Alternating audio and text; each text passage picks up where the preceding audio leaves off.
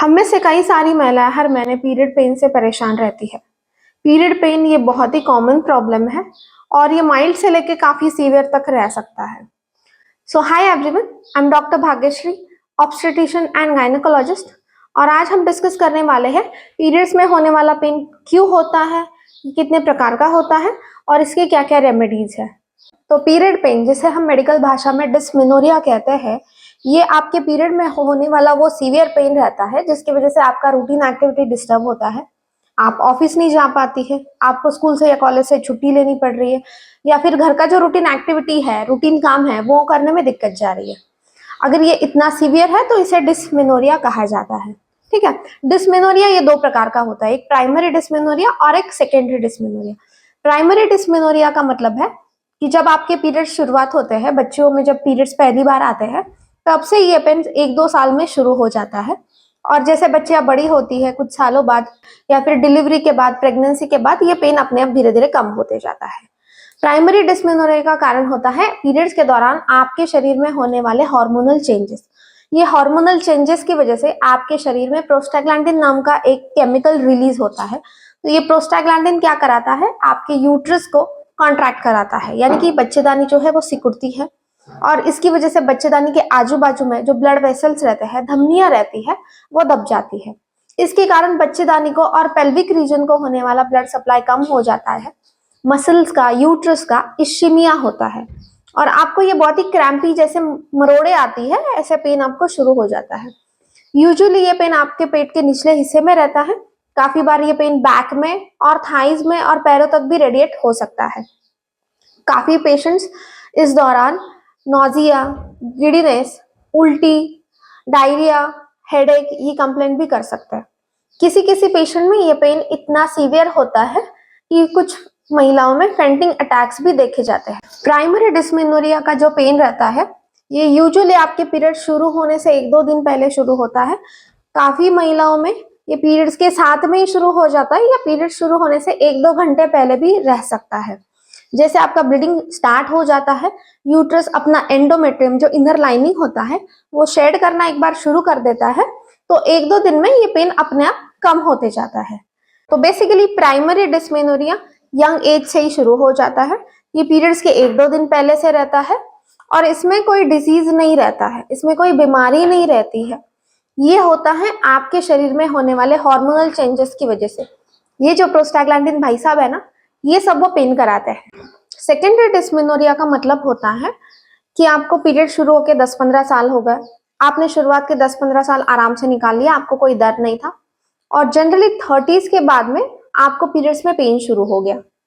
काफी बार ये किसी बीमारी की वजह से हो सकता है, कोई डिजीज के कारण ये पेन होता है।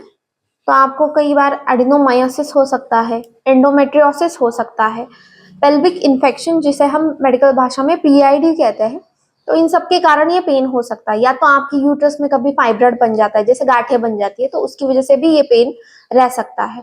तो ये डिजीज जब रहता है, आपके पेल्विक एरिया का और यूट्रस का खून का बहाव बहुत बढ़ जाता है, जिसकी वजह से ये कंजेस्टिव टाइप ऑफ पेन आपको रहता है। ये डल एकिंग पेन रहता है, यूजुअली आपके लोअर एब्डोमेन में और बैक में रेडिएट हो सकता है, क्योंकि आपके यूट्रस को, पेल्विक रीजन को सप्लाई करने वाली जो नर्व्स है, वही नर्व्स आपके बैक को सप्लाई करती है, तो इसलिए ये पेन काफी बार बैक में भी रहता है। सेकेंडरी डिस्मेनोरिया में जो सिस्टमिक सिम्टम्स जिसे हम कहते हैं, जैसे डायरिया है, हेडेक है, नोजिया है, ये काफी कम पेशेंट्स में देखे जाते हैं। ठीक है। तो जब भी आप डॉक्टर के पास जाएंगे, डॉक्टर आपका सोनोग्राफी करवाएंगे और ये काफी इजीली पता चल जाता है। सो इस दर्द को कम कराने के लिए हम क्या कर सकते हैं? देखिए, काफी सारी होम रेमेडीज रहती हैं जिन्हें आप डेफिनेटली ट्राई कर सकती हैं। So first is apply heat pad. Heat pad या हॉट वाटर बैग से आप अगर अपने पेट को और बैक को सेकते हैं, तो आपके पेट और बैक की जो मांसपेशियां रहती हैं, इनमें काफी राहत मिलता है। दिन में 1 या 2 बार आप इस टेक्निक को फॉलो कर सकते हैं। आप हॉट वाटर बाथ या हॉट वाटर शॉवर भी ले सकते हैं, तो ये आपको काफी सूदिंग इफेक्ट देगा। सेकेंड है डाइटरी रेमेडीज। हमारे खाने में कई ऐसी चीजें होती हैं जिनमें एंटी इंफ्लेमेटरी या एंटी स्पाज्मोडिक प्रॉपर्टीज देखी जाती है, जैसे कि फेनिल सीड्स यानी कि सौंफ, दालचीनी यानी कि सिनेमन, जिंजर, तो ये सब चीजें पानी में एक साथ उबाल के आप इनका हर्बल ड्रिंक ले सकते हैं और उसका सेवन कर सकते हैं, ठीक है।